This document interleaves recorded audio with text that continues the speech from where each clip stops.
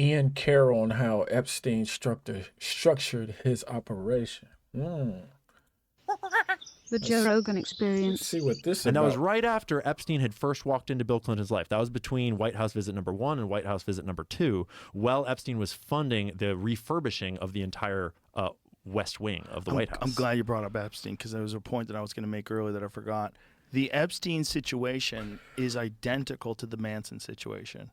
You think so? Explain what you mean. This is why. I mean, I think you don't mean that literally. I think you mean that in a more metaphorical way, the right? structure. The structure of how you would pull, like if you were going to use an intelligence asset to do something evil, to do something where you can get dirt on people or compromise people or accomplish an objective, you would get someone who's already fucked up. Oh, 100%. And then you get that fucked up person and you help them, run this cult, or you help them get girls. But do you help them? I mean, because they messed up, you help them because when everything is complete, then it's easy for you to break them down or discredit them. I wonder, is that what he means? Intentionally keep them separate. Yeah. You're not hiring them. They don't work for you. Right. They're a private entity. It's like layers of obfuscation. Like if he wasn't personally a pervert, it wouldn't work. Oh, not a chance. No. Like think about, like the guy gets arrested for having sex with underage girls or getting them to do happy endings or wherever he did. So he gets arrested, and then the real weird thing is that he just gets out and gets like house arrest. Yep. And he gets like a little slap on the wrist, and then he's back in action with all these rich people again. Back in action. Like really rich, influential people. Like Bill Gates is hanging out with him after he's already been arrested and convicted. Like that's bananas. But to your point about them, but he's got to already be fucked up. He can't be 100%. like a straight edge, regular guy with a family and children that is just evil. No, you got to have him in on the thing. So if you. But I wonder if those type of people, those rich and powerful people, have all kind of cases, allegations, stuff that they've been accused of, whether they did it or not. They probably have so many that in these circles, he could be like, either you know about it and you're in on it, or he's telling them, oh, that's not true. That's not true. They're just trying to go after me because whatever. You could just say it's fake news. They just hate me because of whatever reason. And rich people probably would be like, yeah, I got some of that too. You know what I mean? You got a guy you know is already a freak. He's already a nut, and he's already like doing. That's how you recruit him. Blow and fucking hookers all the time, and maybe he's been caught with a few underage girls. Well, when you study where he came from and how he got plucked from the Dalton School and then got put into Bear Stearns and then got put through Bear Stearns and then got put into money management, like it was teaching at one point in time. It was teaching at the Dalton School, and then he was a banker at Bear Stearns, which he conveniently left when this big scandal broke that implicated him and the director Goldstein that had hired him and had been helping him up. And then he left and kind of took the fall and took the dirt with him. And then he went into the arms running businesses, which is where he met Maxwell. Daddy Maxwell, not daughter Maxwell, and Anand Khashoggi and Lease and all these other arms traffickers. And that's where he got into those. So it's like you walk slowly into these worlds. And as they're doing that, I'm imagining they're taking tabs on of like, what kind of guy is this and what's he into? And he's working with arms traffickers. And some of those arms traffickers were famous for blackmail. Like Anand Khashoggi, he was famous for having his yacht filled up with cameras and given his arms deals everything they could ever want while he's selling weapons to them, and he's got his whole yacht wired up with cameras. Trump later bought that yacht, which is super interesting. Whoa. Do you know about that? No. So Trump, check this out. And I'm not claiming that Trump is in on everything. It's a very complex thing here, but Trump's history is pretty weird. He bought the Plaza Hotel, which is where the Blue Suite parties that blackmailed J. Edgar Hoover happened. You remember? Do you know about those? No. What year was that? Oh, dude. So J. Edgar Hoover, the founder of the FBI, this is where I thought I was starting this fucking job to talk about GameStop and to talk about like the financial markets and shit. And then I realized how important intelligence agencies and organized crime are to how the world works. And I just got deeper and deeper and deeper and deeper into like, I don't want to what's the miss out on history? some of Epstein stuff. Oh, we got. Should we come yeah, back to that? Well, we'll get there. This is all connected. Oh, it's all connected. Okay. I could talk about the Epstein stuff for fucking days and start all kinds of trouble for your podcast and shit. But, Well, I think that trouble's supposed to be coming out publicly. I don't think it's gonna. Wasn't there? So the It's not gonna FBI. He like, nah. These people in these positions, these higher ups, they got control over everything. You know what I'm saying? People want Epstein files to come out and they want all the big juicy names. But on the same token, they say these people are bigger than the government. These are the ones that pull all the strings. They control everything. So if they control everything, who's going to let it come out? I don't know. A New York guy had to step down, right? Yeah. They were saying they're withholding files. Yeah. So the Pam Bondi's office said that they just got thousands of files. Allegedly. Yeah. We'll see what happens. We'll see what happens. I've been saying that I'm like Charlie Brown with Lucy in the football. Yeah. You know, when she pulls the football away every time he thinks he's going to get to kick it, and he goes falling on his ass. Yeah. That's how like, it feels. You haven't read Whitney Webb's books, have you? No. You really should. I've watched a lot of her stuff online, though. So the thing about her stuff online is that she comes off as way more unhinged because now she's very smart. She's very smart and she's on it. Clearly. But she's now very concerned, rightly so, about the sort of technocratic nature of what might be to come. But her research on Jeffrey Epstein is looking backwards at the history of organized crime, the history of Epstein, and it paints a very, we know very well who he worked for and we know who he was associated with. She has primary sources with pages of sources cited about who put him where, who he interacted with, who said what about him, who claimed what about his life. And it's 2 full books and it's very well sourced with primary sources cited all the way throughout. And so it's we don't actually really need the Epstein files to know what was going on. They'll hopefully include a lot of new details, but don't we need it for rock solid proof?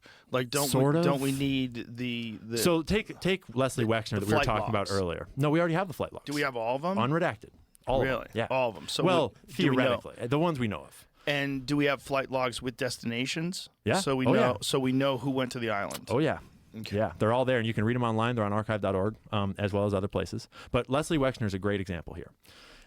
Leslie Wexner owns Victoria's Secret and L Brands, right? He's the bank that bankrolled Jeffrey Epstein. And I was saying earlier that he signed the power of attorney over to Jeffrey Epstein so that Jeffrey Epstein was able to sell his assets, manage his assets, buy on his behalf. He could sell Victoria's Secret without Leslie Wexner in the room or even his knowledge if he wanted to, because that's the level of power of attorney that he signed over to Jeffrey Epstein when he was his money manager. And the reason why you do that is so that you can claim that you don't know about his operation. He was just my money manager. I didn't know he was running this thing because I wasn't involved in any of those transactions. But what that meant is that Leslie Wexner damn well knew. There's a whole, we could go into the mega group and we could go into his connections to Charles Bronfman, all these other things. But I was saying about the Victoria's Secrets, if you're a pedophile, you want to work with kids, a Nickelodeon. If you're a freak. Yeah, I always say that. How do these pedophiles get into these positions where they are in the perfect position to be whatever they want to be? Like priests with boys. Like some priest takes those jobs to molest boys. Some people take jobs as coaches where they harass they get the kids for softball, volleyball, all these little kids sports, and they want to coach. And then it's just crazy what he's saying. I totally agree with that. What do? You get in the underwear That's how business. they're recruiting. They're recruiting from the Victoria's Secret modeling, and Right. Jeffrey Epstein was claiming that he was a rep. But do you know about the CEO of Abercrombie and Fitch that went down for running a sex trafficking ring? Yeah. He was Leslie Wexner's guy. When Leslie Wexner, he bought Abercrombie and Fitch in 1990, maybe 91, 89. And then one of the first things he did was he put that dude into position as CEO. That was Leslie Wexner's dude. And he becomes the CEO, and he's gay, and he likes really hot young male models. And he started running a male sex trafficking ring out of Abercrombie and Fitch. So Leslie Wexner, this dude who is a self-proclaimed possessed by a demon. What? Yeah. Whitney has a whole chapter where she goes into this article that was done by a mainstream news source 10, 20 years ago, where they're interviewing Leslie Wexner and asking him about how he came to power and what's his secret. It's called his D-book, D-Y-B-U-K, and you can read about this on Wikipedia as well. And he describes in his own words that he's possessed by a D-book, which is like a Yiddish word for a evil demon that drives him for more and more and more and more. This is in his own words. Is this Is he being hyperbolic? Is A he little joking bit. around? Like, No. oh, I'm possessed by a demon that just wants more and more. I just want to be successful. No, I mean, I wasn't in the room, but I assume based upon the wording and how it's put, Let's it's find like, it. yeah, We'll it's like find it. I want to read that. I like how Joe Rogan be kind of pushing. He be pushing back a little on some stuff because he almost believes everything, and at the same time he don't believe everything. If that makes sense, I'm like that too. Like I'll believe you and not believe you at the same time because I know people lie and people make up stuff, and then people lie and make up stuff so long that they start believing it themselves. So, but I like when Joe Rogan when he questions stuff like that. I wish he'd do that more often, but I do like when he do it. it's like a billionaire. I mean, it's in the text. It's directly quoted in the text in One Nation Under Blackmail, actually, which is in that backpack. One Nation Under Blackmail. One Nation Under Is that Blackmail by Whitney's Whitney book? Webb. Highly recommend, but it's super dense. It's a hard read. I've read it 3 times now, and I still am taking notes and trying to look things up to understand it because she's just so researched. And it's things like this where she's gone back to the original article where they were interviewing him, and he's just like a CEO. So they're just asking him, what's your secret to success? And he's like, I'm possessed by I have a drive for more. And he chose the word dibuk, which is a Yiddish word. So this is from New York Magazine interview. That's exactly the 1985. source. He says, and now perhaps it's time to reintroduce Leslie Wexner's D-Book, the demon that always wakes up in the morning with Wexner and tweaks and pulls at him. When he was a boy, his father called it tummel, a churning. So he feels molten and unformed, pricked by these spiritual pins and needles. He met this demon again when he was 40 and already worth $500 million. When he climbed the mountain in front of the house in Vale and almost froze to death and decided to change his life. This demon he calls terminal Schvilkes, which makes him wander from house to house, repeating the pattern of his childhood on a luxurious scale, wanting more, swallowing companies larger than his own. It is precisely the reason that Wexner has $1 billion and doesn't stop at, say, $5 million and a new Mercedes every other year, and what he calls normal life. Bridge on Wednesdays and bar mitzvahs on Saturdays, and the Winding Hollow Country Club in Columbus, which is like Buckingham Palace to him when he was 15. Yeah, so that's just to point out that he's a fucking weird dude. He's a sketchy dude. He's running 2 sex trafficking rings out of his companies that he doesn't know anything about, and simultaneously he founded. I mean, the Wexner Foundations and the Leslie Wexner Heritage Foundation. Those are also very interesting and controversial. They're very tied to Israel because he is one of the foremost Israeli philanthropists, despite being an American. But he founded what was called the Mega Group, which is essentially it was not disclosed for a long time. It was secret.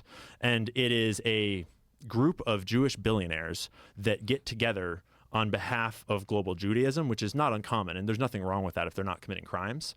But they would get together and meet, and it's people like Leslie Wexner, Charles Bronfman. The list is, we could look it up. And that group, it is unclear if we have proof that they were conducting espionage, but there are all of them have ties to organized crime through various elements. Like the Bronfmans were rum runners, as one example, that were then involved in the mob. Leslie Wexner is involved in these trafficking rings, etc. And that group seems to have been directly associated with Jeffrey Epstein. And she's one that she shows all the primary sources and lays it all out.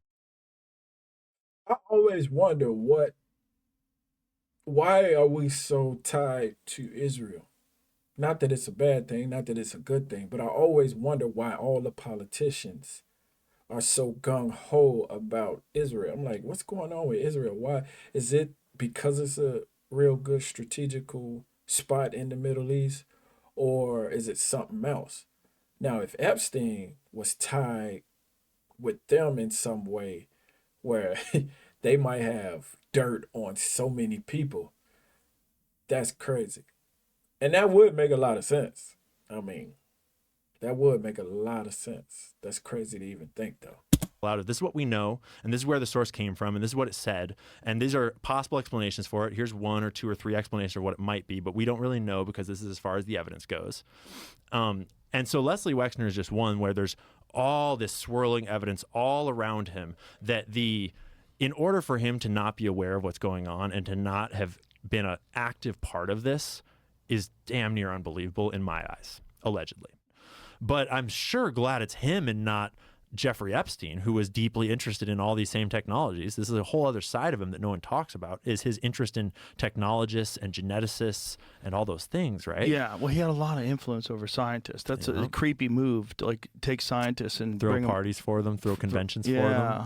And a couple of them a couple of them had some serious accusations, like Marvin Minsky, for example, but I bet a lot of them were not compromised. Like Stephen Hawking. Everyone freaked out when Stephen Hawking was on the list, but it makes perfect sense as you realize that he was throwing conventions on that island for scientists specifically to bring them all together, because that way you get connections, you can get favors, even if you're not blackmailing them. Then they just want to be on your good side because you have all these connections and you can fund all their projects, and you become this integral part of this technological sort of space. That's Blackmail's not the only tool. No, that's a blunt instrument. There's a lot of just connections. He also just hooked people up with wives. Like, do you know that he claimed that he introduced Melania to Trump? Yeah. Yeah, that's a crazy one. I suspect, Melania conspiracy time, I suspect that Melania has been whispering in Trump's ear. I think she was trafficked before, either bad trafficked or good, or just like knew Epstein and like knew that world a little bit.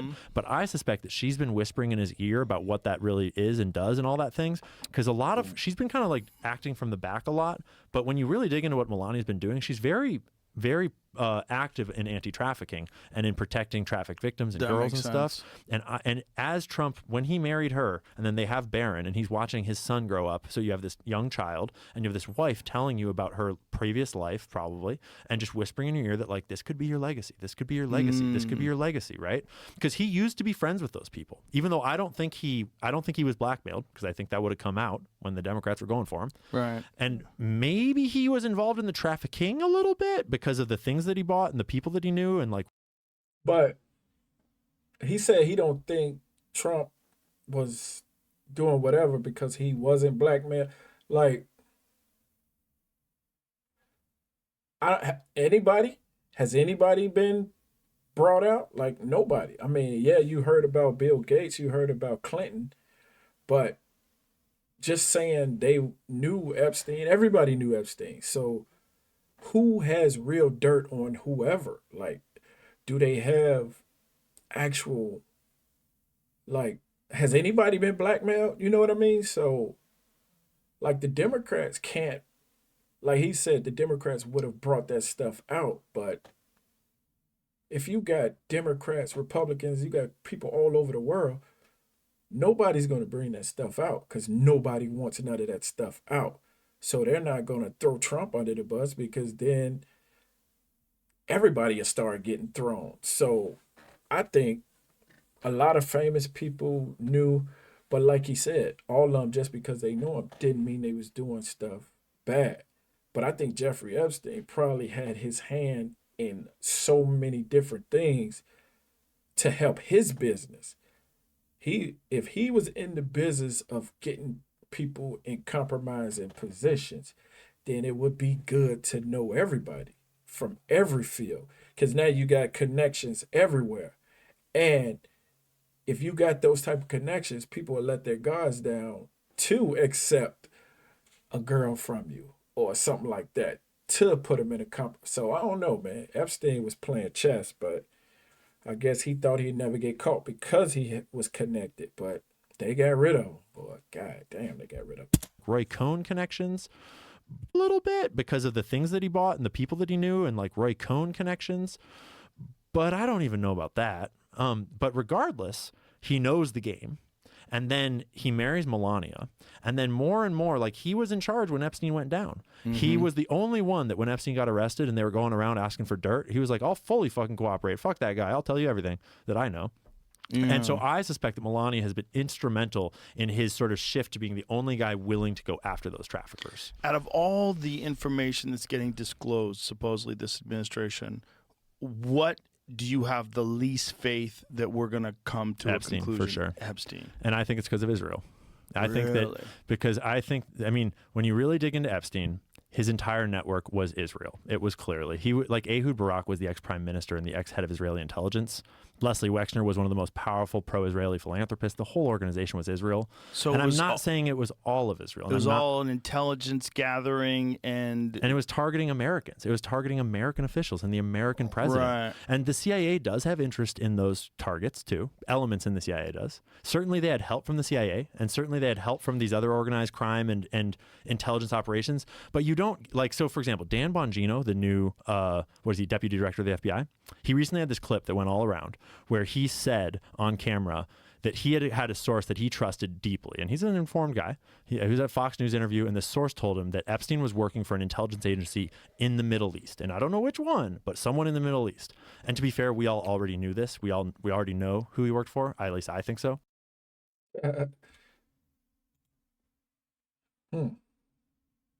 And who is that? Who could he possibly be working for in the Middle East? He was Mossad. What is Mossad? Is that some secret group from Israel? I don't know. People gonna be killing me for this, but I don't know who Mossad is. But I gotta look them up. But good, man. I gotta do more Joe Rogan interviews, because I love his interviews on stuff like this, stuff with astronomy, anything with ancient stuff. So yeah, y'all let me know if I should do more. But look, thank y'all for watching. Y'all like, subscribe.